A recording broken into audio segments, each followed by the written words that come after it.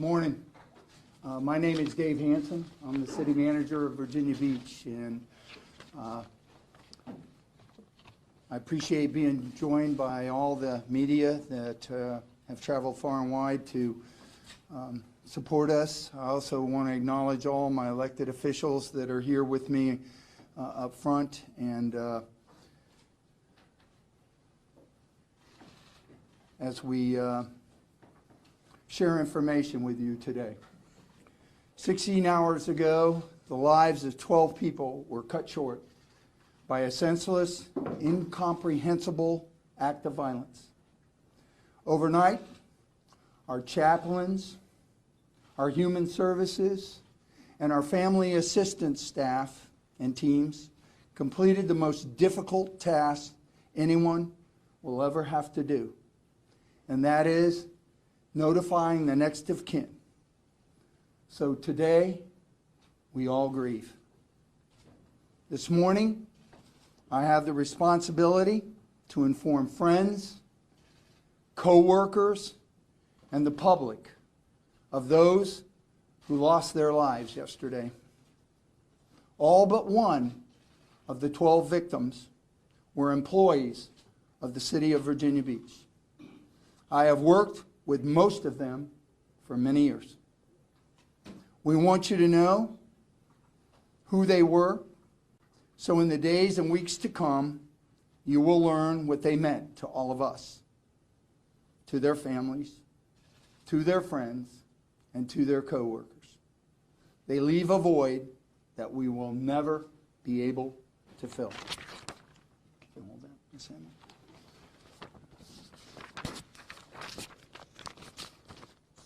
Lakita C. Brown, who works in public works for over 4.5 years and is a right-of-way agent. And she is a resident of Chesapeake, Virginia.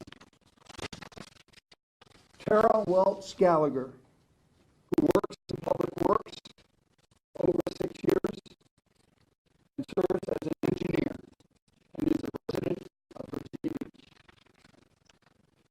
Mary Louise Gale, who has worked in public works for over 24 years and serves as a right-of-way agent and is a resident of Virginia Beach. Alexander Mikhail Youssef, who has worked for over 10 years in public works and is a right-of-way agent and is a resident of Virginia Beach. Catherine A. Nixon, who serves in public utilities for over 10 years as an engineer.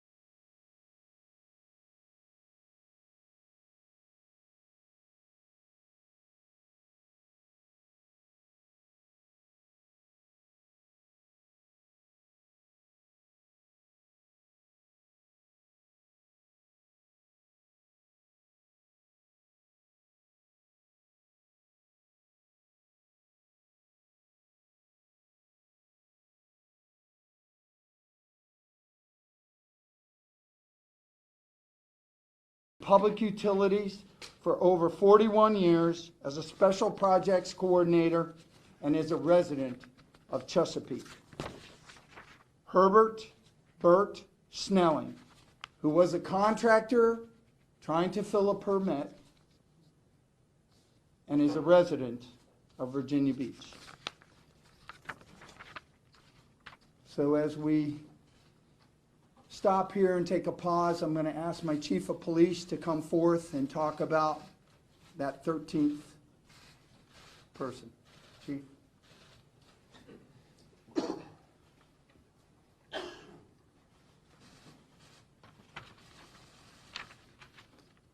As an update to where we are on the investigative process, first of all, our investigators, our detectives, our forensic technicians worked through the entire night in processing our scene and with dignity and respect in removing all of the victims in this particular case. The medical examiner's office now will take over their part of the investigation, and that should take the next 48 hours. While they work through it, they are bringing in additional resources from Richmond.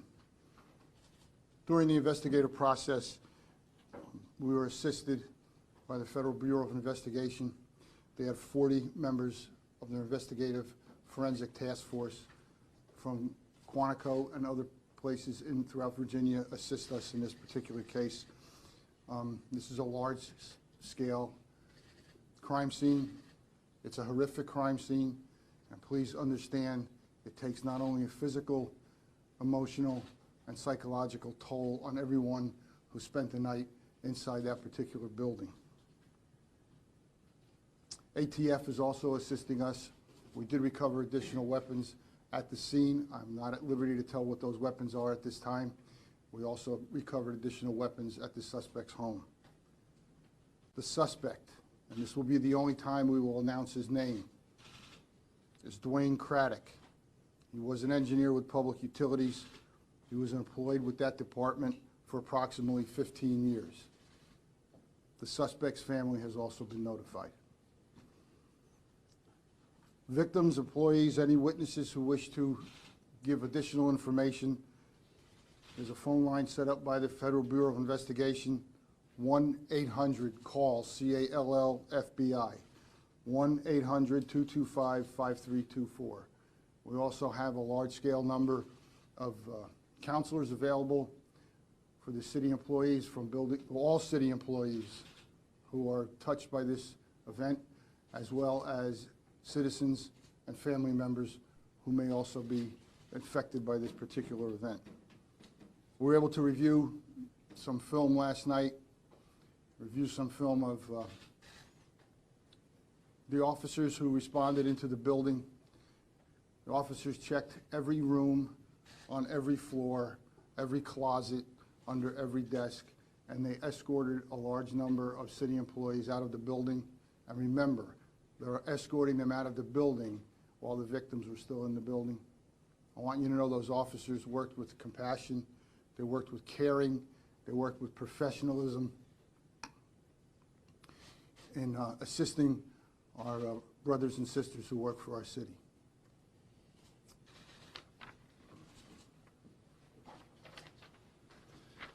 Thanks, Chief.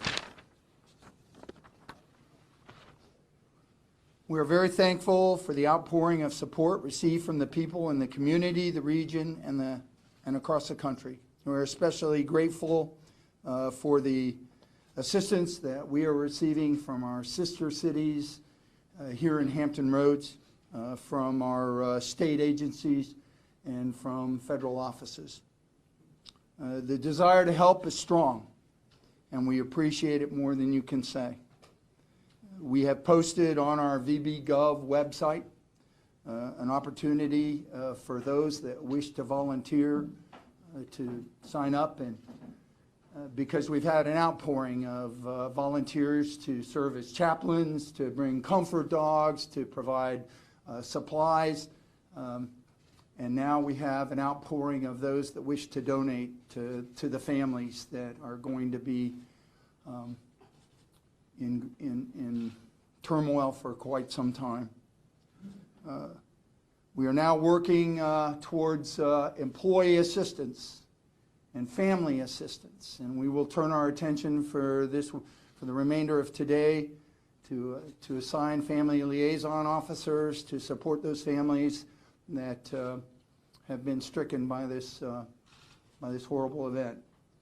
We are going to wrap our arms around those that serve with us here in Virginia Beach, and we are going to make sure that their families, their loved ones are taken care of and are supported, and that we guide them through the days and weeks ahead. And at the same time, as the chief said, we have a significant number of employees that have been mentally and physically affected by what they went through yesterday, and the vision and the images that they had to experience inside one of our major office buildings here in the Municipal Center. I want to thank you all for being here today, and I want to thank all my elected officials for standing strong with us, and we are prepared to answer your questions. Chief Cervera, is there anything you can tell us about a possible Chief. motive at this point? Possible motive of the suspect, no, sir, I can't at this particular time. Again, we are doing an in-depth investigation pre-incident as well as the incident. Chief, have the suspect threatened employees in the past? I'm not at liberty to give that information again because that's part of the investigative process that we are in. Chief, can you tell us his employment status, or at least how the shooter gained access to the premises? He was still employed.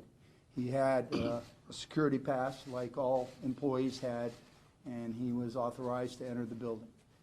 And please keep in mind, we live in a free, open society. Citizens enter that building at all times.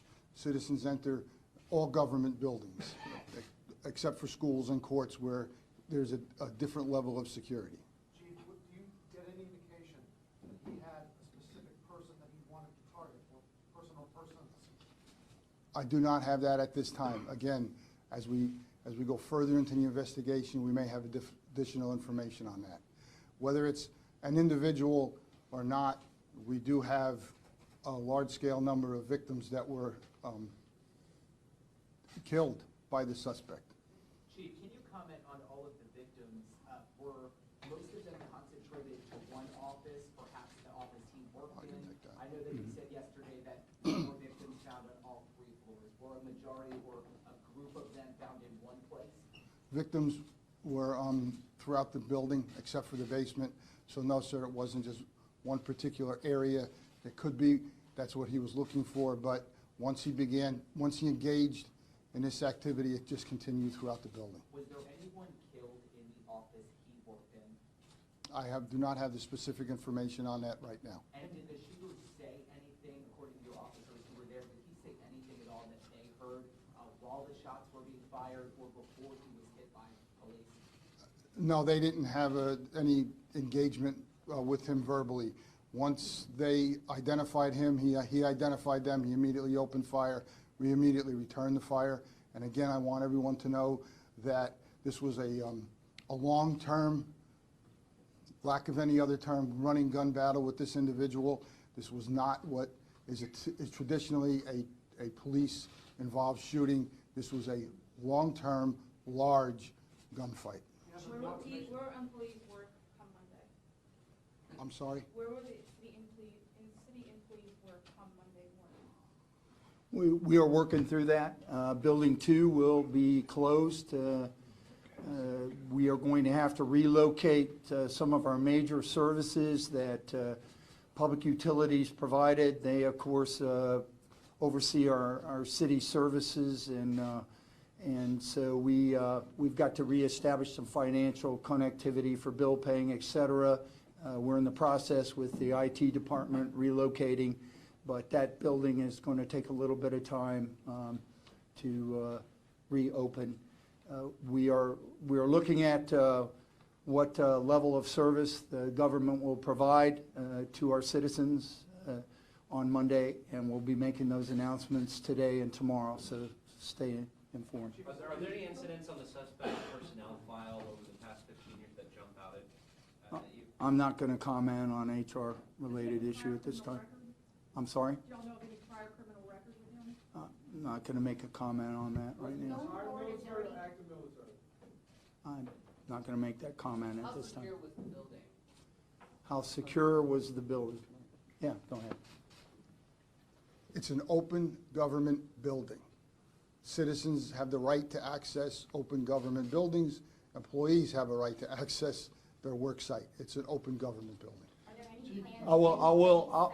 I'm going to follow up on that to say that the entry corridors and service, the public service desks for those infrastructure departments are served by administrative assistants that work with the public, but all the accesses to the inner offices and conference rooms are secured and require this pass. And as I've told you, he was in possession of a pass. You both mentioned that public access to this building is important, but considering this gut punch of an attack, might you reassess security at this building?